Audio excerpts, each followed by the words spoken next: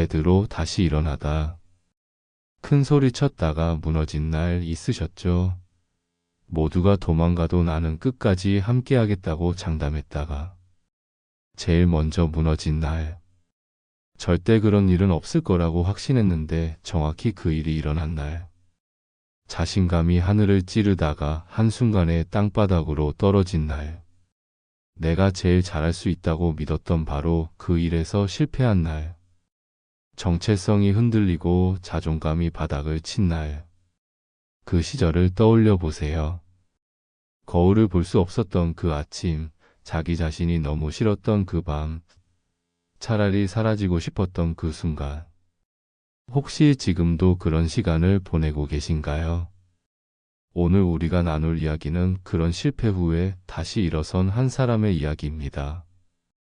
베드로, 가장 크게 실패했지만 가장 아름답게 회복된 사람의 이야기입니다. 부인과 배신의 기억이 밤마다 떠오를 때 마음은 주저앉습니다. 누군가 당신도 그 사람과 함께 있었죠? 라고 물으면 식은땀이 납니다. 죄책감은 영혼을 갉아먹습니다. 용서받을 수 없을 것 같은 무게가 어깨를 짓누릅니다. 잠을 자도 개운하지 않고 밥을 먹어도 맛이 없고 웃어도 진심이 아닌 그런 날들. 그런데 놀라운 것은 바로 그 자리, 실패의 자리에서 회복이 시작된다는 것입니다. 무너진 곳에서 다시 세워지고 깨어진 곳에서 더 강해지는 신비한 일이 일어납니다. 갈릴리 호숫가의 아침에서 다시 시작하는 이야기. 처음 부르심을 받았던 그곳에서 모든 것을 버리고 따랐던 그곳에서 물 위를 걸었던 그곳에서 새로운 시작이 일어납니다. 갈릴리 호수는 베드로에게 특별한 곳이었습니다. 어부로 살았던 곳, 예수님을 만난 곳, 기적을 체험한 곳, 그리고 이제 회복을 경험할 곳. 하나님은 종종 우리를 처음 사랑의 자리로 데려가십니다. 회복에는 순서가 있습니다. 식탁이 먼저입니다. 따뜻한 아침 식사가 먼저입니다. 배고픈 몸을 먼저 채우고 차가운 마음을 먼저 녹입니다. 그 다음에 질문이 옵니다. 아프지만 필요한 질문, 피하고 싶지만 대답해야 하는 질문. 그리고 마지막으로 사명이 주어집니다. 새로운 부르심, 더 깊은 사명, 실패를 딛고 일어선 자만이 감당할 수 있는 특별한 임무. 이 순서를 기억하세요. 식탁, 질문, 사명. 십자가 전날 밤의 일이었습니다. 최후의 만찬을 마치고 감람산으로 가는 길. 예수님이 제자들에게 말씀하셨습니다. 오늘 밤 너희가 다 나를 버리리라. 베드로는 즉시 반응했습니다. 다 주를 버릴지라도 나는 결코 버리지 않겠나이다.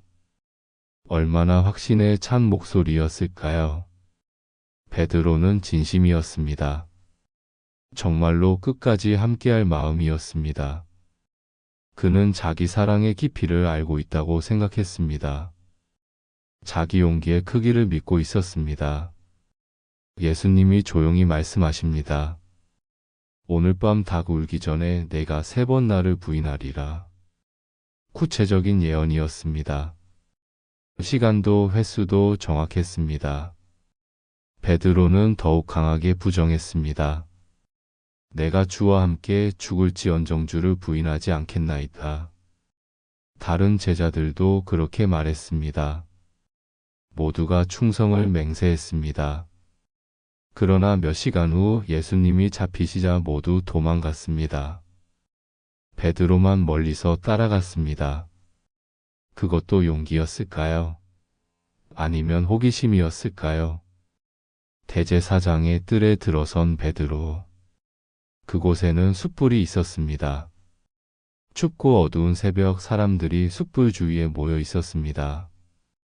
베드로도 그들 사이에 섞였습니다. 따뜻함을 찾아서 그리고 숨기 위해서. 그때 한 여종이 베드로를 알아봅니다. 이 사람도 나사렛 예수와 함께 있었어요. 베드로는 부인합니다. 나는 그가 누구인지 알지 못한다. 첫 번째 부인이었습니다. 말을 하면서도 자기가 무슨 말을 하는지 몰랐을 것입니다. 본능적인 부인이었습니다. 조금 후 다른 사람이 베드로를 가리킵니다. 너도 그들과 한패다. 베드로는 맹세하며 부인합니다. 나는 그 사람을 알지 못한다. 두 번째 부인입니다. 이번에는 맹세까지 더했습니다. 더 강한 부인이었습니다. 1시간쯤 지나 또 다른 사람이 확증합니다. 이 사람은 갈릴리 사람이니 분명히 그와 함께 있었다. 억양으로 들통난 것입니다. 베드로는 저주하며 맹세합니다. 나는 그 사람을 알지 못한다. 세 번째 부인 가장 강력한 부인이었습니다. 바로 그때 닭이 울었습니다. 그 순간 예수님과 눈이 마주쳤습니다. 예수님이 돌이켜 베드로를 보셨다고 누가복음은 기록합니다. 그 눈빛에 무엇이 담겨 있었을까요? 실망, 분노, 경멸? 아니었습니다. 연민과 사랑이었을 것입니다. 이미 아셨기 때문입니다.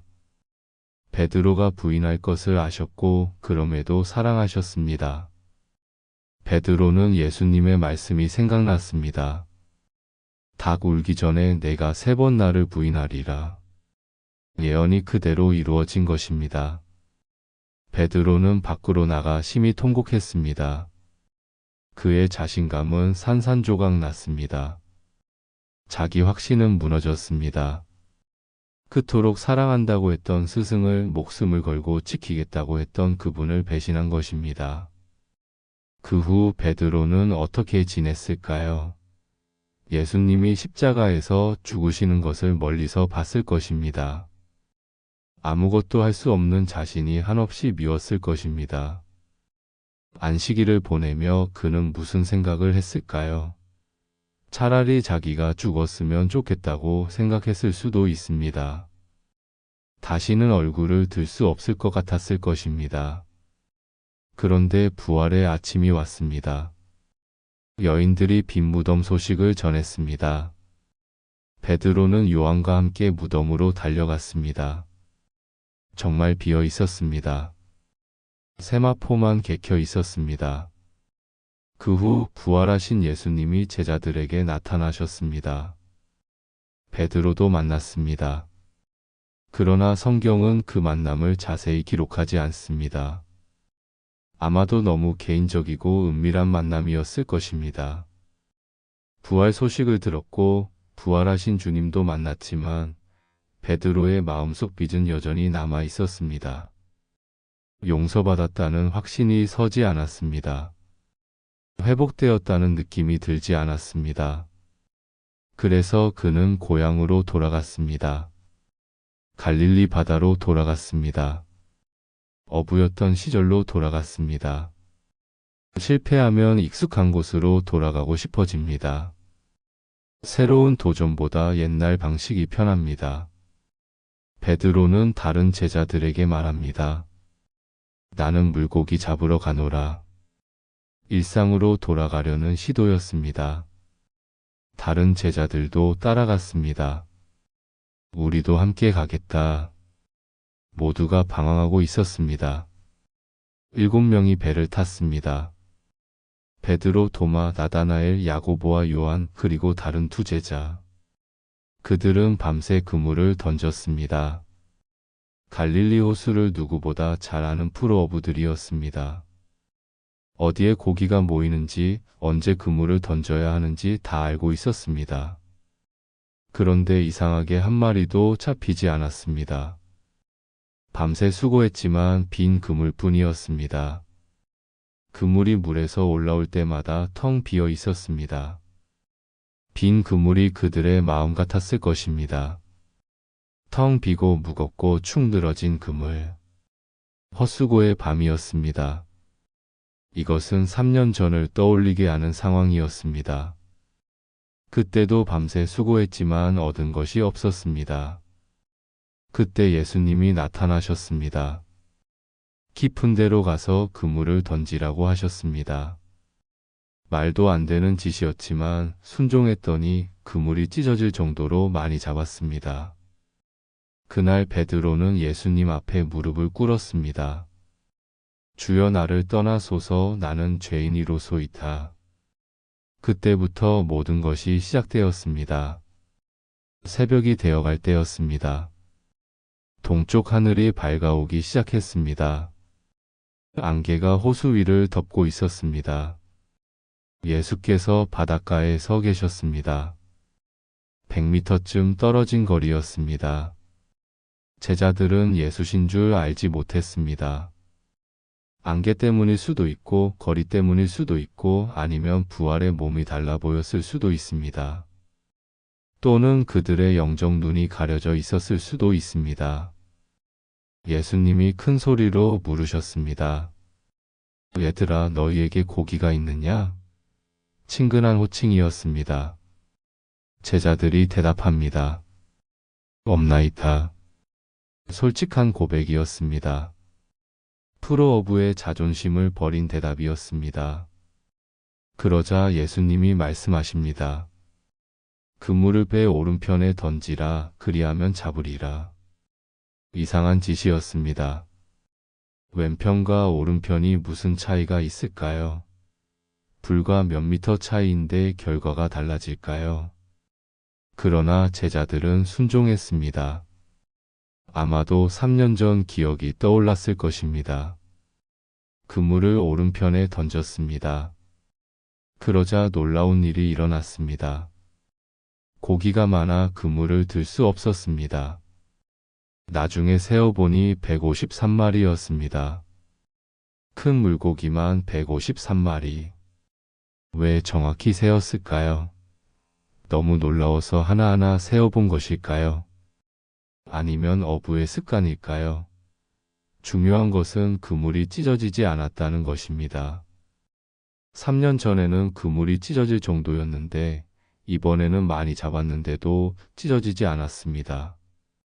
성장한 것일까요? 아니면 은혜가 더 완전해진 것일까요? 요한이 먼저 알아봤습니다. 사랑받는 제자답게 영적 감각이 예민했습니다. 주님이시다. 그 한마디에 베드로가 반응합니다. 벗었던 겉옷을 두르고 바다로 뛰어듭니다. 이상한 행동입니다. 보통 물에 들어갈 때는 옷을 벗는데 베드로는 오히려 옷을 입었습니다. 주님 앞에 벌거벗은 모습으로 갈 수 없다는 생각이었을까요? 200규빗 약 90m를 헤엄쳐 갔습니다. 왜 그랬을까요? 한시라도 빨리 주님께 가고 싶었던 것일까요? 아니면 도망가고 싶었던 것일까요? 아마 둘 다였을 것입니다. 사랑하지만 두렵고 그리워하지만 부끄러운 그 마음. 다른 제자들은 배를 타고 고기를 끌고 왔습니다. 육지에 올라보니 놀라운 광경이 펼쳐져 있었습니다. 숯불이 있었습니다. 그 위에 생선이 놓였고 떡도 있었습니다. 예수님이 미리 준비해 놓으신 것입니다. 언제 준비하셨을까요? 제자들이 밤새 고기 잡는 동안 준비하셨을까요? 아니면 방금 기적으로 만드셨을까요? 숯불 그 단어가 베드로의 가슴을 찔렀을 것입니다. 헬라어로 안트라키아 성경에 단 2번만 나오는 단어입니다. 한 번은 대제사장의 뜰에서 또 한 번은 여기 갈릴리 호숫가에서. 같은 숯불입니다. 대제사장의 뜰에도 숯불이 있었습니다. 그 숯불 곁에서 베드로는 예수님을 부인했습니다.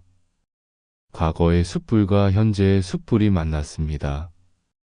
실패의 장소와 회복의 장소가 겹쳐졌습니다. 하나님은 종종 우리를 실패의 자리로 다시 데려가 그곳에서 치유하십니다. 상처난 곳을 다시 만지시고 그곳을 치료하십니다. 예수께서 말씀하셨습니다. 와서 조반을 먹으라. 책망이 먼저가 아니었습니다. 질문이 먼저가 아니었습니다. 설교가 먼저가 아니었습니다.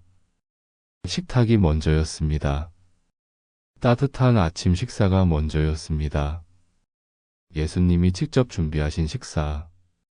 떡을 가져다가 주시고 생선도 그와 같이 하셨습니다. 예수님이 직접 서빙하셨습니다. 부활하신 주님이 온 우주의 주인이 배신한 제자들에게 아침을 차려주셨습니다. 이것이 사랑입니다. 침묵 속에서 함께 먹는 아침. 말보다 앞선 돌봄. 이것이 회복의 시작입니다. 배고픈 사람에게 먼저 필요한 것은 설교가 아니라 밥입니다. 식사 후에 대화가 시작됩니다. 예수님이 베드로를 정식 이름으로 부르십니다. 시몬 베드로야. 요한의 아들 시몬아. 내가 이 사람들보다 나를 더 사랑하느냐? 첫 번째 질문입니다. 이 사람들보다라는 비교가 들어갑니다. 베드로는 늘 자신이 제일이라고 생각했습니다. 가장 사랑한다고, 가장 충성스럽다고 자부했습니다. 이제 예수님이 물으십니다. 정말 그러냐? 베드로가 대답합니다. 주님, 그러하나이다. 내가 주님을 사랑하는 줄 주님께서 아시나이다. 예전 같으면 물론입니다. 저는 이들보다 더 주님을 사랑합니다. 라고 했을 것입니다. 그러나 이제는 다릅니다. 주님께서 아시나이다라고 합니다. 자기 확신이 아니라 주님의 지식에 호소합니다. 겸손해진 것입니다. 예수님이 말씀하십니다. 내 어린 양을 먹이라. 두 번째 질문이 옵니다. 시몬아, 네가 나를 사랑하느냐? 이번에는 비교가 빠졌습니다. 단순한 질문입니다. 베드로가 대답합니다. 주님, 그러하나이다. 내가 주님을 사랑하는 줄 주님께서 아시나이다.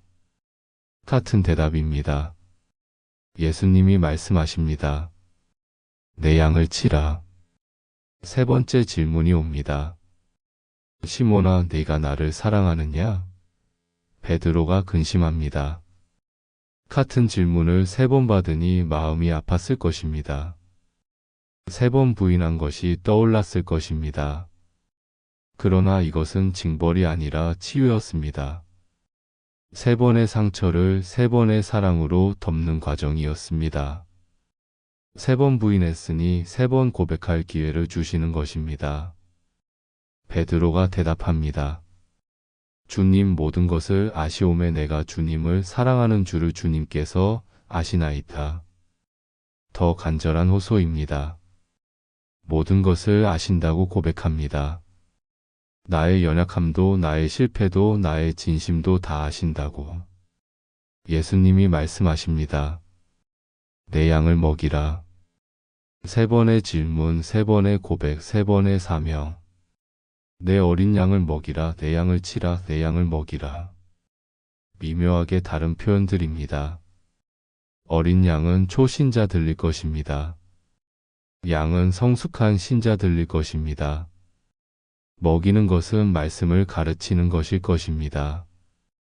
치는 것은 돌보고 보호하는 것일 것입니다. 포괄적인 목회 사명을 주신 것입니다. 사랑의 증거는 돌봄입니다. 사랑한다면 돌보라는 것입니다. 베드로야, 네가 나를 사랑한다면 내 양들을 돌봐라. 내가 받은 용서를 그들에게 전해라. 내가 경험한 회복을 그들과 나눠라. 실패한 사람이 실패한 사람을 가장 잘 이해합니다. 넘어진 사람이 넘어진 사람을 가장 잘 일으킵니다. 상처받은 치유자가 되라는 부르심입니다. 예수님은 베드로의 미래에 대해서도 말씀하십니다. 진실로 진실로 내게 이르노니 젊어서는 스스로 띠를 띠고 원하는 곳으로 다녔지만 늙어서는 내 팔을 벌리리니 남이 내게 띠를 띠우고 원하지 않는 곳으로 데려가리라. 이것은 베드로가 어떤 죽음으로 하나님께 영광을 돌릴 것인지 가리키신 말씀이었습니다. 순교의 예언이었습니다. 전승에 따르면 베드로는 로마에서 십자가에 거꾸로 못 박혀 순교했다고 합니다. 이 말씀을 하시고 베드로에게 말씀하십니다. 나를 따르라. 3년 전 첫 부르심과 같은 말씀입니다. 처음으로 돌아간 것입니다. 다시 시작하는 것입니다. 실패했어도 괜찮다. 다시 따르라는 재부르심입니다. 베드로가 돌아서서 요한을 봅니다. 예수님이 사랑하시는 제자, 만찬석에서 예수님 품에 의지했던 제자. 베드로가 묻습니다. 주여, 이 사람은 어떻게 되겠나이까? 비교하는 마음이 또 올라옵니다. 인간의 본성입니다. 나는 순교한다는데 저 사람은? 나는 고난받는다는데 저 사람은? 왜 나만? 예수님이 단호하게 말씀하십니다. 내가 올 때까지 그를 머물게 하고자 할지라도 내게 무슨 상관이냐? 너는 나를 따르라. 다른 사람은 보지 말라. 비교하지 말라. 내 길을 가라. 내 십자가를 지라. 내 부르심을 따라 걸으라. 시선을 재정렬하라. 옆이 아니라 앞을 보라. 각자에게 주신 길이 다르다. 각자의 시간표가 다르다. 중요한 것은 나를 따르는 것이다. 이 아침 식사 이후 베드로는 변화됩니다. 실패를 재해석합니다. 죄책감이 감사로 바뀝니다. 용서받은 감사, 다시 기회를 얻은 감사, 더 깊이 사랑받고 있다는 감사. 수치가 겸손으로 바뀝니다. 더 이상 자기 힘을 자랑하지 않는 겸손, 은혜로만 사는 겸손, 약함 속에서 강함을 발견하는 겸손. 자신감이 믿음으로 바뀝니다. 자기를 믿는 것이 아니라 주님을 믿는 믿음, 자기 사랑이 아니라 주님의 사랑을 의지하는 믿음. 갈릴리에서 시작된 회복은 예루살렘으로 이어집니다. 일상의 자리에서 회복된 베드로는 다시 보냄을 받습니다. 예수님이 승천하시기 전 마지막 명령을 주십니다. 예루살렘을 떠나지 말고 아버지께서 약속하신 것을 기다리라. 성령이 임하시면 권능을 받고 땅끝까지 내 증인이 되리라. 베드로는 다른 제자들과 함께 마가의 다락방에 모여 기도합니다. 간절히 한마음으로 끈질기게 기도합니다. 오순절 날이 되었습니다. 급하고 강한 바람 같은 소리가 있었습니다. 불의 혀처럼 갈라지는 것들이 각 사람 위에 하나씩 임했습니다. 모두가 성령의 충만함을 받았습니다. 그때 베드로가 일어섭니다. 그토록 두려워했던 그가, 한 여종 앞에서도 떨었던 그가 담대히 일어섭니다. 그리고 설교를 시작합니다. 유대인들이여, 예루살렘에 사는 모든 사람들이여, 내 말에 귀를 기울이라. 놀라운 설교였습니다. 구약을 인용하며 예언의 성취를 선포하며 예수님의 죽음과 부활을 증거합니다. 너희가 십자가에 못 박은 이 예수를 하나님이 주와 그리스도가 되게 하셨느니라. 얼마나 담대한 선포입니까? 그 설교를 들은 사람들이 마음에 찔려 묻습니다. 우리가 어찌할꼬? 베드로가 대답합니다. 회개하고 세례를 받으라.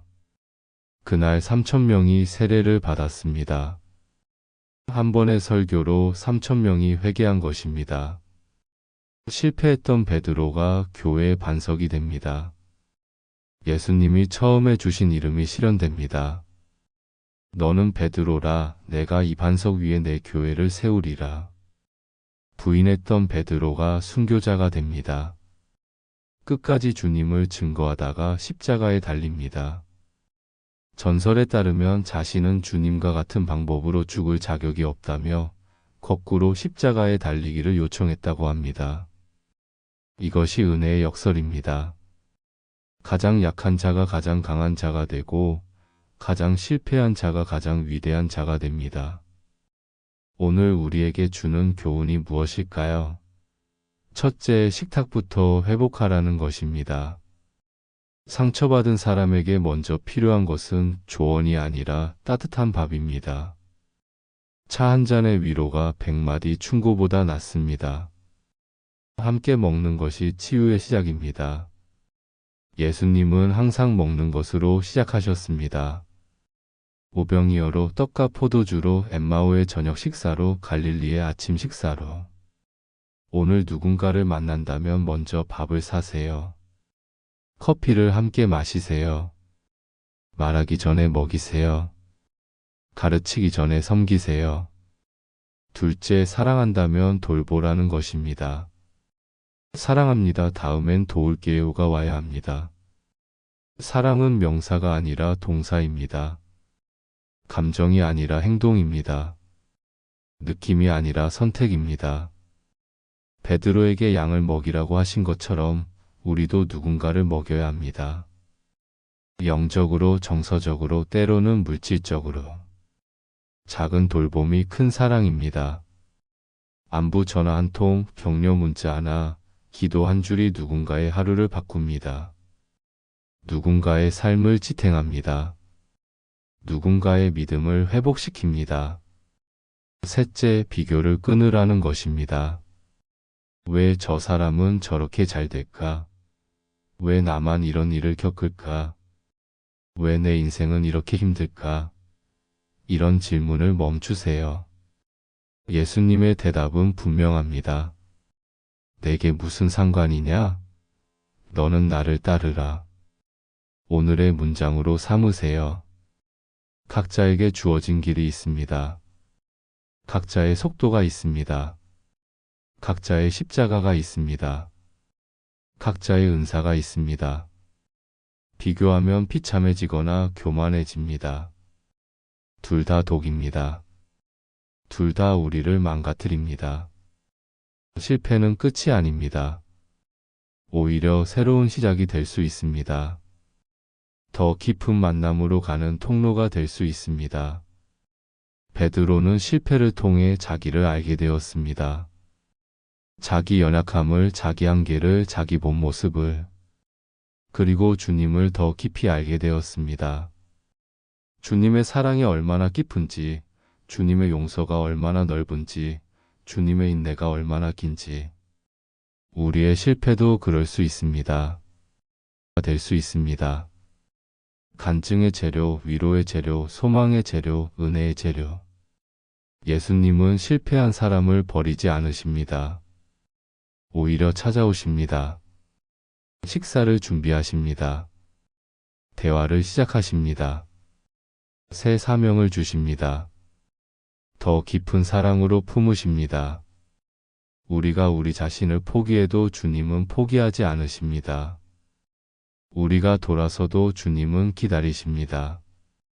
우리가 부인해도 주님은 신실하십니다. 이것이 복음입니다. 이것이 은혜입니다. 오늘 아침 주님이 우리에게도 물으십니다. 내가 나를 사랑하느냐? 완벽하지 않아도 됩니다. 확신이 없어도 됩니다. 베드로처럼 더듬거려도 됩니다. 그저 진실하게 대답하세요. 주님, 제가 주님을 사랑하는 줄 주님이 아십니다. 연약하지만 사랑합니다. 부족하지만 사랑합니다. 실패했지만 여전히 사랑합니다. 그리고 들으세요. 내 양을 먹이라. 가서 사랑하라. 가서 섬기라. 가서 돌보라. 너의 실패를 딛고 일어나 다시 쓰임받으라. 주님, 실패 뒤에 멈추지 않게 하소서. 넘어진 자리에서 주저앉지 않게 하소서.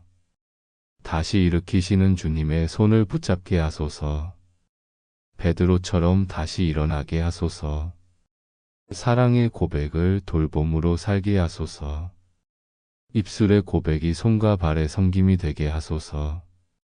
주님의 양들을 먹이는 목자가 되게 하소서. 작은 돌봄으로 큰 사랑을 실천하게 하소서. 오늘도 너는 나를 따르라에 순종하게 하소서. 비교하지 않고 낙심하지 않고 오직 주님만 따르게 하소서. 실패를 딛고 일어나 더 깊은 사랑으로 나아가게 하소서. 아멘.